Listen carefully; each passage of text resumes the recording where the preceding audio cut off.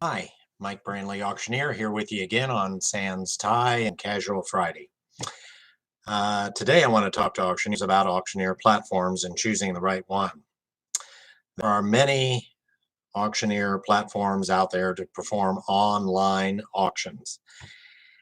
And so I'm not going to attempt right now to talk about all the different features, ease of use necessarily, but just some key things I see as important in choosing the right auction platform for you.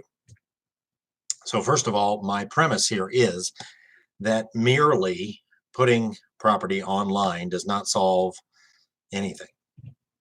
Because if nobody's looking at that platform, if nobody knows about the auction, you're essentially putting property online and no one's going to bid on it. So there are considerations.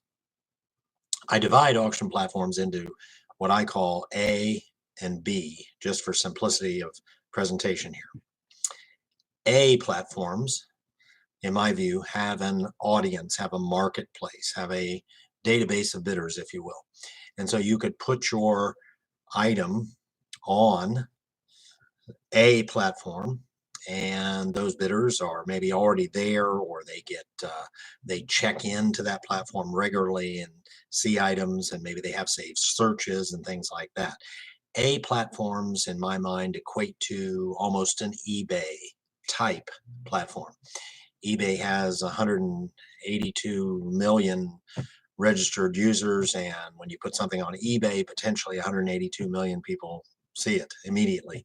And so some of the benefits of an A platform is include that you might be able to just put it on that platform and you're done, because people will see it. They have a marketplace, they have a database of bidders, they have fans, they have people that regularly check that platform for items.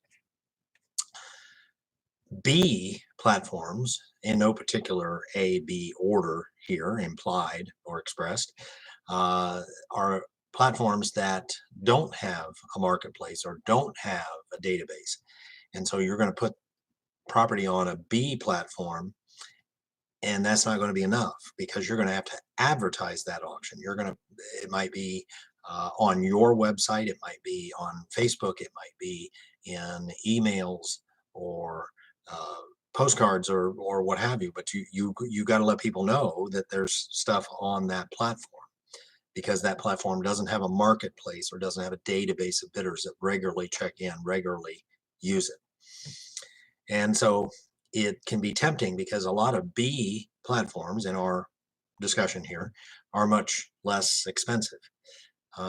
Look here, you can put your stuff on this online platform or that online platform for $50 or $20, or we'll put your first online auction. Maybe a platform starts up and says, hey, you can put your stuff on our platform for free. And I'm often reminded of the, do you get possibly what you pay for? In other words, the platform just started up. We're going to stick it on sellonline.com, but nobody's going to know about it. Now, you can market that auction, that B platform that doesn't have a marketplace, doesn't have a regular audience. You can market it on your website and otherwise, as we've mentioned, but that's going to cost money potentially. And so I think you have to weigh the A platform, which takes care of some, or maybe in some cases, all of that marketing, and a B platform that maybe is good for putting the property up on the platform, but otherwise you're going to have to market it. And lastly, just one final consideration. Some platforms allow what's called white label. You can use their platform and put it on your website as a white label, as it's called. And so it appears that it's your website when in fact it's their website integrated into, for example, your website.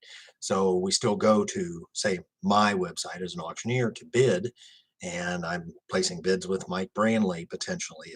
A buyer, a bidder might assume that, when in fact that online platform is sitting behind taking the bids and moving those bids over to the online platform, but they're doing it through my website.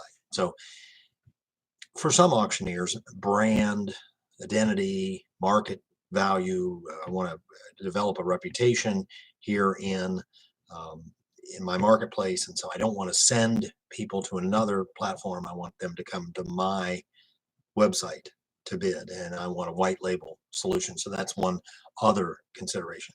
As I said, we didn't attempt to answer all your questions about different online platforms in this discussion, but just some general considerations that just because somebody starts up a website and says, hey, put your stuff on my online website and your stuff will be online, there are more considerations, such as what kind of audience do you have? What's the cost? Do I have to market or do you market? Is it white label? Can I integrate it with my website or not? Those kinds of things. It may not be as simple as first appears. So again, Mike Brantley, Auctioneer, lots of good videos right here on this platform, and we'll keep creating more videos for your viewing pleasure. Have a great day.